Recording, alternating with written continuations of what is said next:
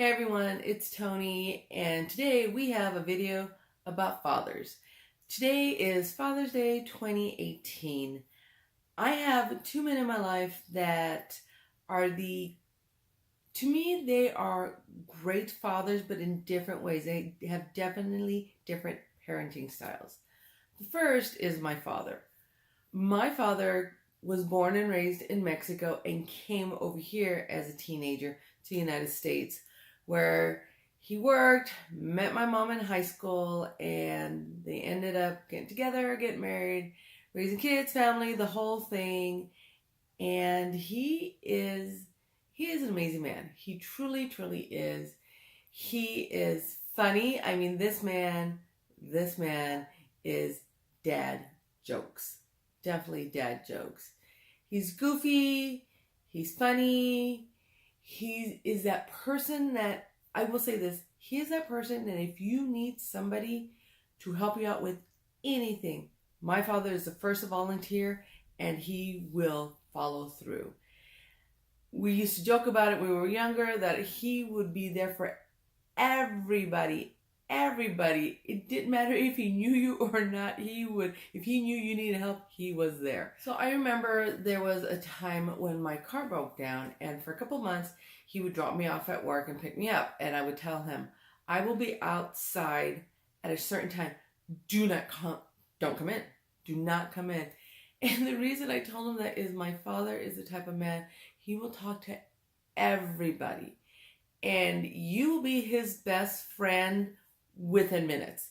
So it didn't matter who he talked to, he would have this full-on half an hour to an hour conversation with you. And I remember I would start to walk up front, and my dad was always early. And so there I am walking up to the front, and I would see him talking to someone. And I remember I would laugh because within the space of a few minutes, I could figure out if he just met this person or if he's known this person for a long time. But I knew once I got him talking, that was it. It's over. We're going to be there a while. And that's why I would always tell him, wait for me outside because, look, I've been at work for 8 hours. I don't want to be there anymore. I just want to go home. But my father just loves to talk. He is definitely a talker. It's great and amazing because I get all these people come up to me and go, oh my God, I know your dad. And they'll tell me these stories most likely about how he helped them out in some ways, which is amazing. I think that's great.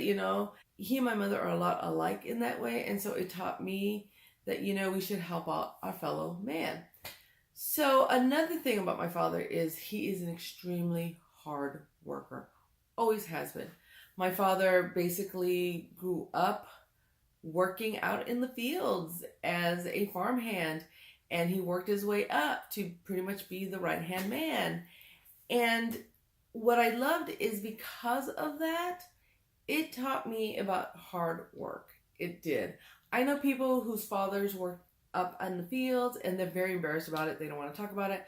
But I tell people this with pride because he taught me that you do whatever it takes to make sure your family is taken care of.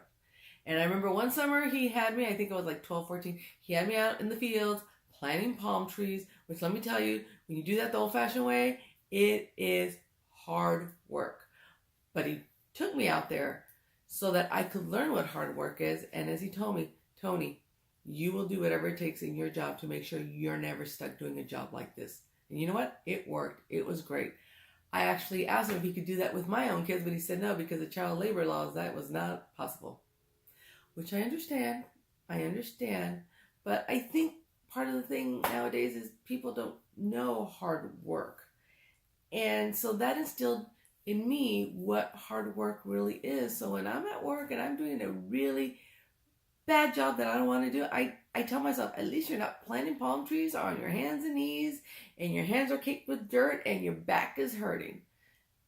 Because that sucked. Especially, living in Arizona, it got hot in the summer.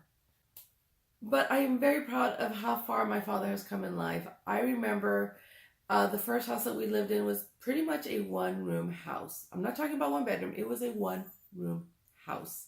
And I still remember this house. I can still visualize this house. And I think of that and how my parents started off in that and how through hard work and determination, we moved into the small town into a 3-bedroom house, and how eventually we moved out to the ranch and we lived in this really huge sprawling ranch house. And it shows me how far my parents have come. And my dad truly is the definition of the American dream, and how if you work hard for it, you will live the American dream. You will have that house and the cars, and you will definitely live a great life. And so I love that about my father. My father has definitely taught me by example of being there for your family and supporting them, and you work hard, because that man, for the most part, has worked almost every day of his life. He's at that point where he takes Sundays off, and my dad is almost 70, and we joke that, he'll never retire. He'll never retire because he loves to work. He always has to be busy. You see him, and he has problems with his hips and knees, but he is still out there, and he is still working hard because that's what he knows. And he loves being out there with people. I cannot see that man retiring. I used to joke that he should be a door greeter at Walmart, but then I'm like, you know what? No, that's a bad idea, because there'll be a line of people waiting to come in the store, because he will have a conversation with every single person. And it won't be a simple, hey, welcome to Walmart, how you doing? No, it'll be a really long conversation in which he will promise to go over to your house and help fix your car or something like that.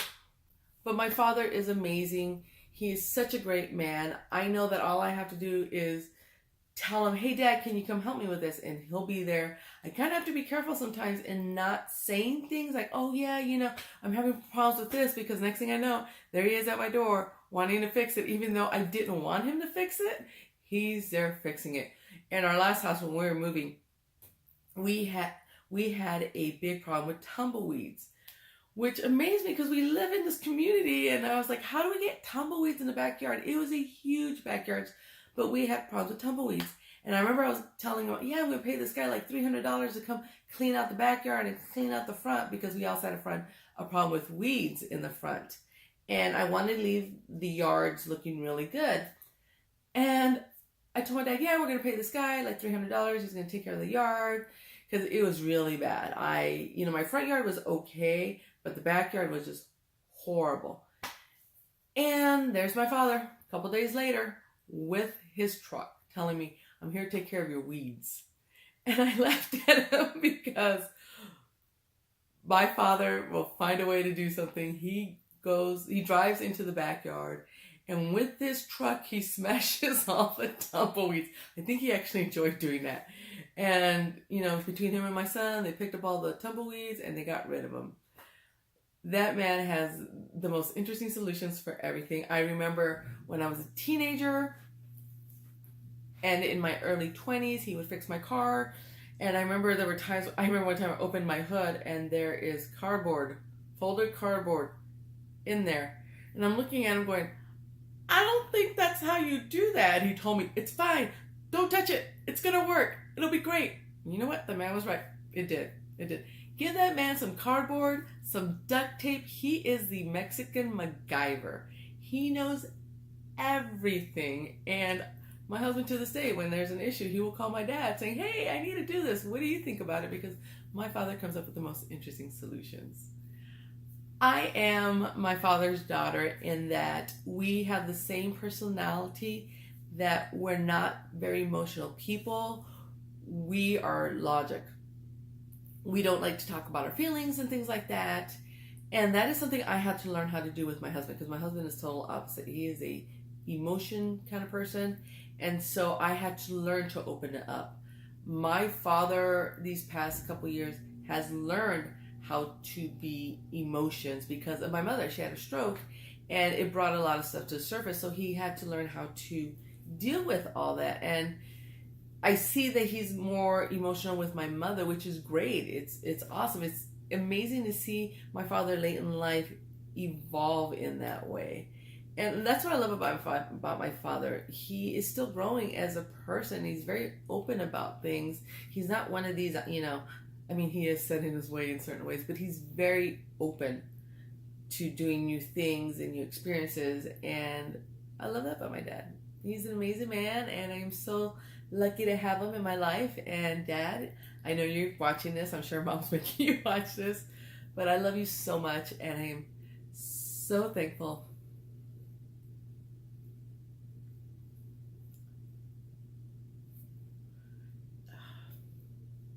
Yes, I'm getting emotional. Remember logic, I hate emotions. But you're an amazing man. And thank you for being there for me. And I will get through this. I will. Thank you for being there for me. And you know what? Your kids love you. We really, really do. And my kids love you. You're an amazing tata to them. And just yesterday, the kids were talking about you and how you're just there. You know, I guess you ran into them and you offered to take them, you know, out to eat and stuff. And they just know you as that fun, loving tata that will do anything for their kids. And I'm so glad that you're there. And happy Father's Day. I love you so much. You are an amazing dad. Never forget that. Okay, so the next man on my list is my husband. My husband and I have been together. Okay, so we've been married. We're coming up on 15 years, and we've been together for 17 years. And I actually knew my husband back in high school. We didn't get married until I was around 35. 35?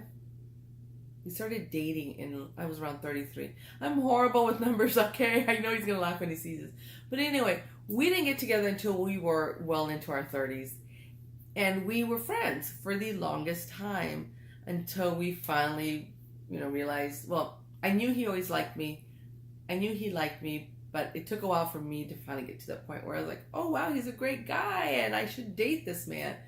But once we did, things went really, really fast. And one thing I'll say about my husband is that as long as I have known him, I knew that the two things he wanted in life was to be married and to have kids.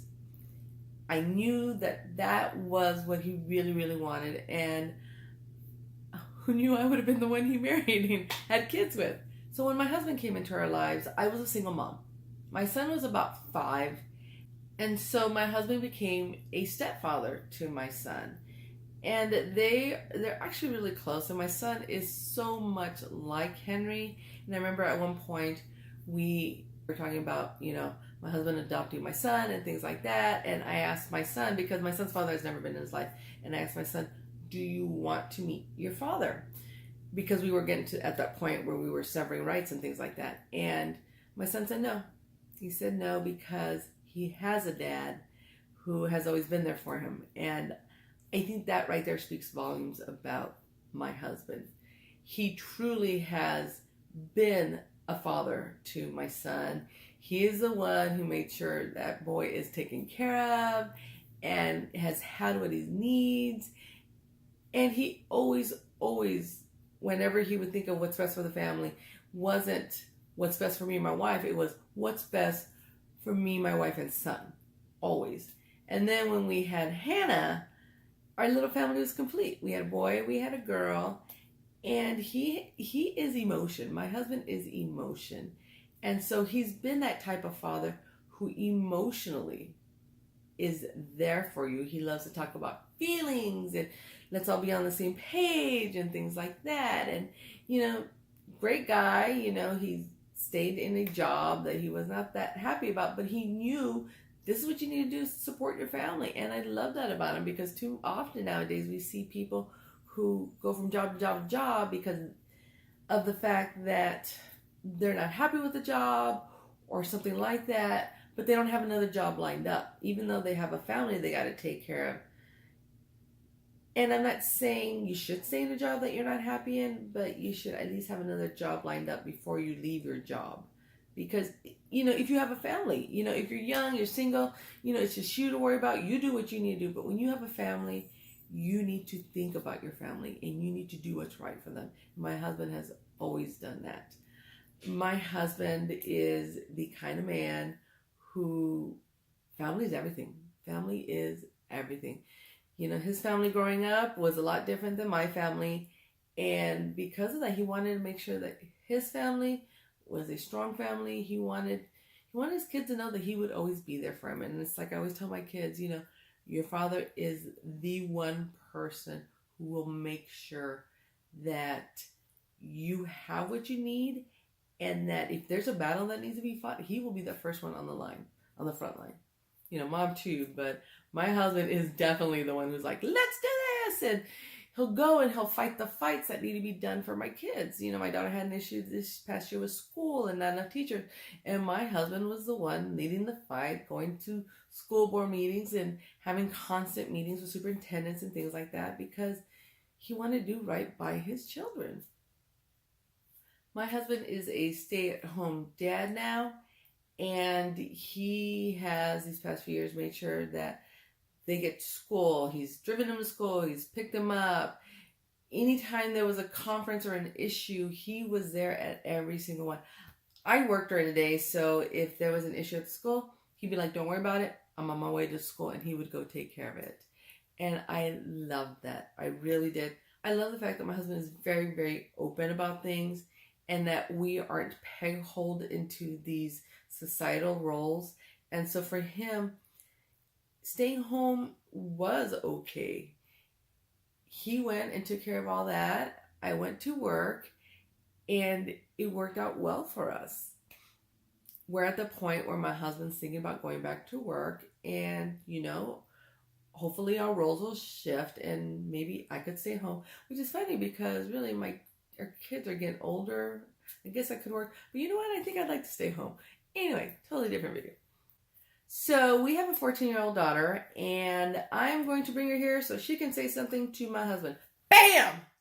That worked out so well. Yes. So this is Hannah. Yes, she is my mini-me. We get told that a lot. But one thing that's interesting is my daughter has, I think, both aspects of our personality. She's very happy and bright and bubbly like me, but she's kind of vain like my father. Oh yeah, my father loves his hair and things like that. So Hannah took that from my father. But she is like her father in that she is very much a fighter. She has that strong personality where she not only stands up for herself, she loves to stand up for other people, and definitely a strong woman. So Hannah, what would you like to say to your father about your father? Okay, so I think it's really inspiring how he sort of sticks with things and everything, like with keto, because he something happened and then he was like, oh, I don't think it's working and everything, and but then he's like, no, I'll still do it and everything. And with college, how he stuck with it and everything, and I don't know, it was just really inspiring because he has a lot of bad things going on in his head, but he still didn't let those take control and everything, and he just sort of let it. My husband is a severe depressive, so we had to deal with that. But after, 20-something years of being out of school, my husband went back to college and just graduated from community college and is now going to a university online to get his degree. And, midlife crisis done right, I guess. But my husband did start keto about a month and a half ago, and he's been having really good success with that. So I think it's really great to see him, changing his life at this point. Now, do you have a story? What is your favorite story about your dad? The one thing I can think about is how cause he used to play World of Warcraft all the time when I was younger, and every time he was playing, every time I walked in, he would be writing something, and I'd be like, I want to fly it.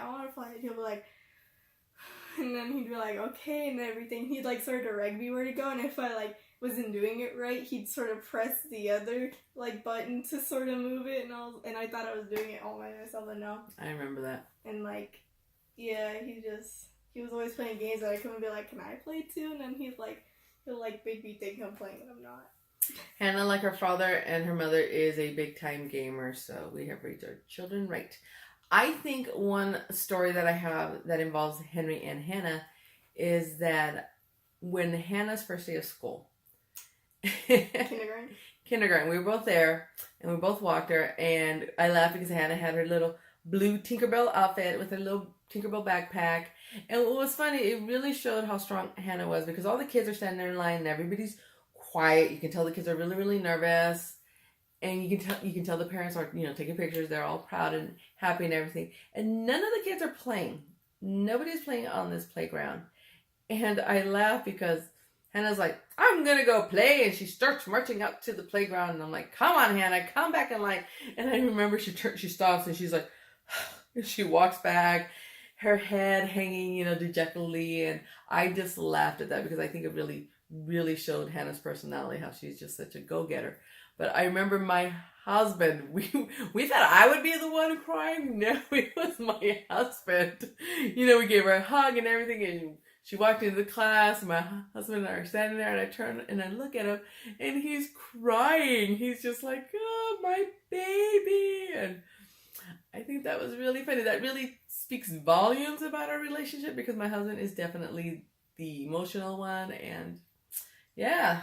Yeah, because I remember, I was so ready to go in, and I turn around, he's all crying. I'm like, oh, I wonder what that's about. And then I walked in, and I was like, oh, well. But I know that he is they're a lot alike, and so sometimes they butt heads and everything. But I always laugh, and I tell people that they're little partners in crime. They're always out and about. And I tell people, oh, my God, when they both go in on me, it's like, because they're just like, yeah, and gang up on Mom, and that's always fun. But it's always as a joke. Yeah, the big jokesters. I'm nervous to see how he is when I go to high school, that first day, because we're not looking forward to that. But that is my story on the two most influential men. I can't speak.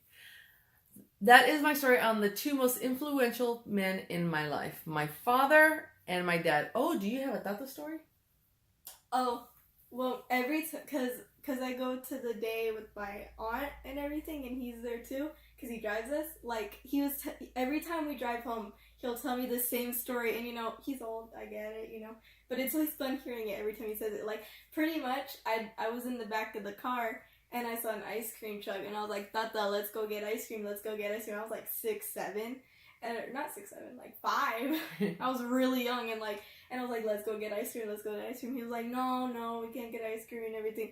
And I was like, you know what, Tata, I'm mad. And then he was like, you're not mad. I'm like, yeah, I am. Look at my face. I was like mad and everything. And then he was like, oh, well, I'll take you to go get some of that Mexican bread on the way home. And so I was like, oh, okay, and everything. I'd get all happy, and he always tells that story, and I'm like, it's always nice when I hear it, because he sounds so happy saying it. So I'm like, he definitely spoils the kids. He does. Definitely spoil the kids. Slide me a 20 at anything. Yes, as you should. That's what Jordan was talking about yesterday. How every time my parents see him, they always slip him money. So that's a grandparent thing. So happy Father's Day to all of the fathers out there. And happy Father's Day to my dad and to my husband. And I hope you guys take time out of your day to call your loved ones and tell them happy Father's Days. And I'll see you guys next time. Bye.